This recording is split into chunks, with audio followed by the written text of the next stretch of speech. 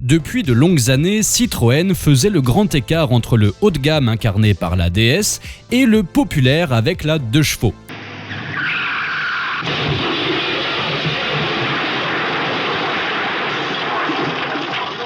Certes, on avait bien tenté de combler le trou par la Mi 6 puis la Mi 8, sans pour autant s'imposer face à la concurrence. Avec la GS, Citroën allait enfin proposer un modèle de milieu de gamme inspiré et valorisant dans la lignée de la DS et de la future CX. Bonjour tout le monde et bienvenue pour cette nouvelle vidéo sur notre chaîne Car Jagger, j'espère que vous allez bien. Tout d'abord, merci beaucoup, car vous êtes bientôt 5000 à nous suivre chaque semaine. Alors pour certains, c'est pas beaucoup, mais pour nous, ça veut dire beaucoup. Donc merci infiniment. Et si jamais vous n'êtes pas encore abonné, eh bien vous pouvez évidemment le faire, c'est très important. Et en plus, nous sortons une vidéo chaque semaine actuellement, mais bientôt 2 et plein d'autres surprises à venir. Nous allons donc parler aujourd'hui de la fameuse Citroën GS. Il faut dire que dans les années 70, une ligne aussi aérodynamique, tout en restant compacte et procurant l'insatiable plaisir de la suspension hydraulique, relevait de l'exploit.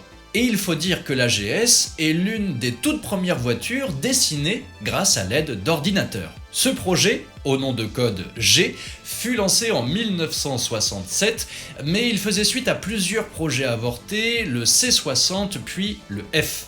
Ces projets, pourtant très aboutis, ayant été jetés aux orties, eh bien il fallait tout reprendre à zéro en matière de design. Et il se murmure encore aujourd'hui que le projet F fut abandonné à cause de sa trop grande proximité stylistique avec la Renault 16 sortie en 1965. Pour le projet G, enfin le projet G, pas le Pro GG.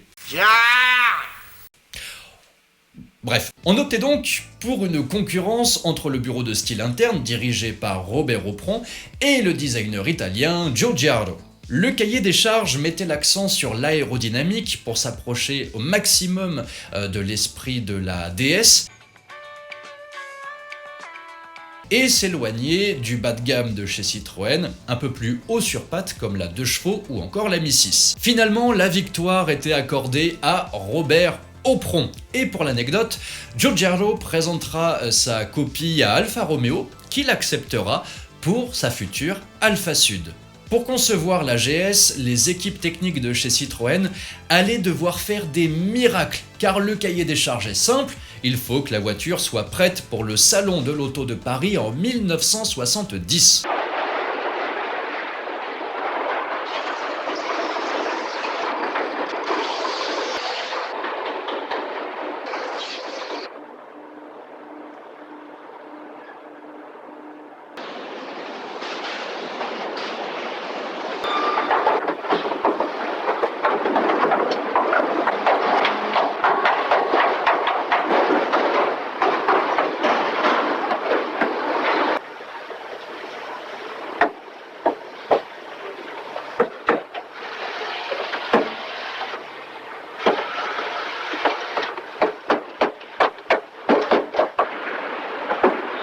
Et il faut bien se remettre dans le contexte de l'époque, 3 ans pour concevoir une voiture, et en plus aussi stratégique, de A à Z, ou quasiment, eh bien c'était un pari complètement dingue.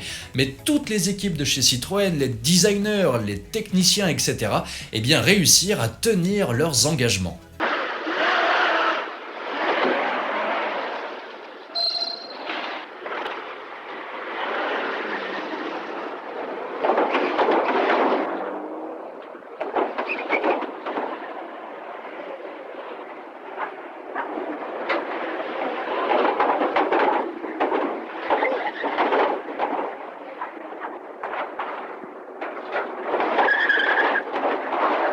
La première GS tombée des chaînes de Rennes-la-Janet le 26 août 1970, soit un mois seulement avant l'ouverture des portes du Salon de l'Auto de Paris. Ils ont eu chaud. Il n'y a plus qu'à placer les doubles clignotants. Ok. Je pense avec tes gars prendre un petit apéro là. Je passe au tabac, je me retrouve en face dans 5 minutes. D'accord, à tout de suite.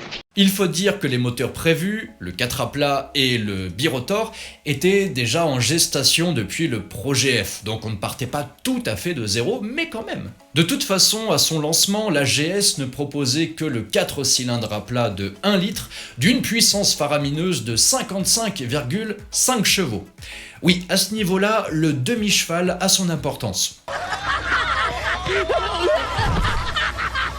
Mais heureusement, la suspension hydropneumatique et son aérodynamisme permettaient à la GS d'avoir une tenue de route exemplaire et des performances, ma foi, tout à fait correctes.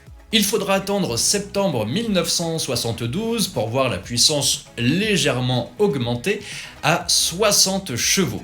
En 1973, le haut de gamme à moteur à piston rotatif, le birotor, sortait enfin avec le même moteur que la NSU RO80, quoique légèrement dégonflé à 107 chevaux, ce qui n'est déjà pas si mal, contre 115 pour l'allemande. En un tour complet du rotor, chacune de ces faces accomplit les 4 temps du moteur à explosion. Admission des gaz, compression, explosion des tentes, échappement.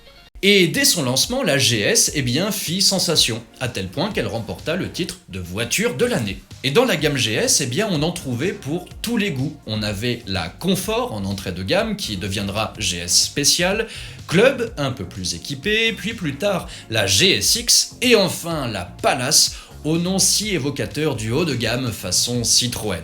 Et on trouvera aussi en 1978 une série limitée à 2000 exemplaires, tellement 70s, la Basalt. Et enfin pour les familles nombreuses, on trouvait une version break, tandis que les commerçants, artisans ou commerciaux n'étaient pas oubliés, avec les breaks tollés en 3 ou 5 portes. La Citroën GS, dont on se moque un petit peu aujourd'hui du physique, présentait une certaine modernité, surtout par rapport à la concurrence française de l'époque. Il suffit de regarder une Peugeot 304 ou encore une Renault 12. Non, le principal défaut de la GS, c'était son manque de puissance. Mais cela n'empêchera pas la GS de se vendre à 1 897 229 exemplaires précisément jusqu'en 1979, date à laquelle elle cédera sa place à la GSA, une version remise au goût du jour grâce à l'ajout de nombreux plastiques, sans doute pour la rendre un peu plus années 80, et qui remédiait surtout à une critique récurrente sur la GS,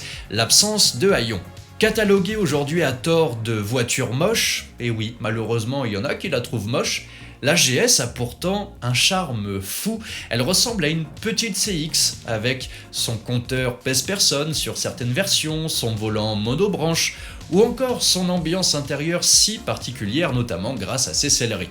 En outre, son manque de puissance est largement compensé par sa tenue de route et son confort, et ça en fait donc une voiture parfaite pour se balader sans se faire flasher. Et puis ses choix techniques, comme ses 4 cylindres à plat, sa suspension hydropneumatique, en font une voiture particulièrement originale.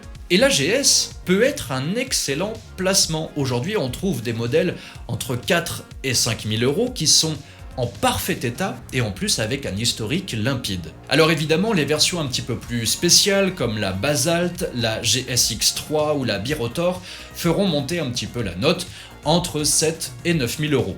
Mais ça peut être l'occasion de découvrir l'univers Citroën de façon un petit peu décalée. Et n'oubliez pas que Citroën reste la marque automobile la plus collectionnée au monde. Merci à tous de nous avoir suivis. N'oubliez pas de visiter notre site carjagger.com si vous êtes à la recherche de la voiture de vos rêves dans votre budget. Alors évidemment, faut pas nous demander une Jaguar Type E à 300 balles, on la trouvera pas. Et de même, si vous souhaitez vendre votre auto d'intérêt, nous sommes là pour vous accompagner de bout en bout. Il suffit de vous rendre sur notre site carjagger.com, l'adresse est juste là. Et n'oubliez pas de vous abonner à notre chaîne et on se donne rendez-vous à la prochaine vidéo.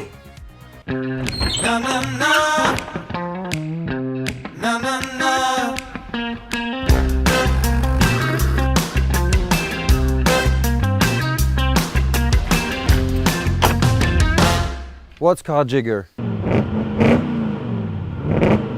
Carjagger is for car lovers.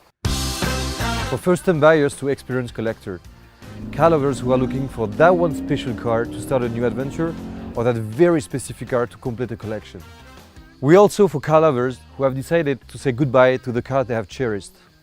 In either case, we are the partner to the car lover who knows exactly what he wants and doesn't want to waste time or deal with the hassle of getting it.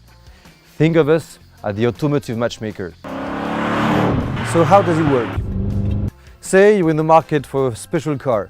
It could be like a Ferrari Daytona, a Porsche 993 Turbo, or for example this Alfa Romeo. Forget the usual channels. With those, you only see what's for sale. You don't see what's available. Over 50% of collector car transactions happen off-market, without a single ad or auction. With a network of over 20,000 international industry connections, we make it possible for you to buy exactly what you want, not just what's for sale. And most of the time, we found our clients with their car within 48 hours after launching their search. We're building a community for car lovers, and I hope to welcome you personally